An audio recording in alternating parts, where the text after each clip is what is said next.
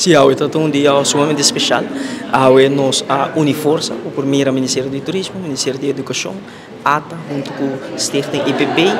também IPI, a Uniforça, para firmar um acordo estratégico que vai beneficiar os profissionais culinários de Fichon, do governo de Aruba, do gabinete AVP Futuro, nos indica com o qual nós queremos mirar, com o qual tem prosperidade do nosso modelo de turismo, ordo invertir mais intencionalmente, mais estrategicamente de nosso próprio gênero, de nosso capital humano. E esse aqui é um exemplo vivo de uma implementação de uma visão onde pode compartilhar prosperidade do turismo, uma injeção financeira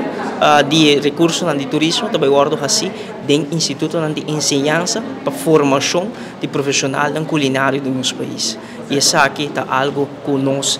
subrayar como algo hobby importante para motivo se nós fazemos uma avaliação de nosso mercado laboral para identificar uma demanda para profissional culinário,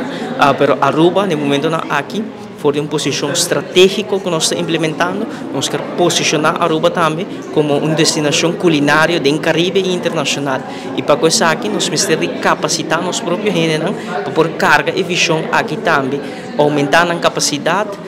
oferecendo oportunidade também na formação de mês de aspecto culinário, conforme norma internacional, dando também experiência de prática. E tudo isso aqui é parte de acordo estratégico que o firma AUE, onde nós vai dar nós jovens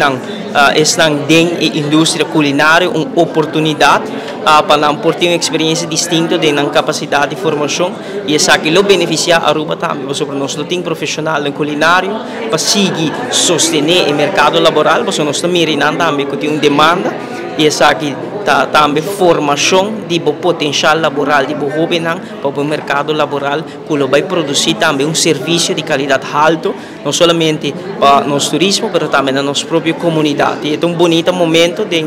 presença do Ministro de Enseñança, Ministro Cruz também, mão com o Ministro de Turismo, nós percorrer com o Fundo de Turismo e o qual o recurso financeiro de turismo está invertir back em enseñança de nosso próprio jovem, de nosso capital humano e seguramente que a agricultura instituto não envolve, está orgulhoso de acordo estratégico aqui com a firma AUE, maneira nós indicar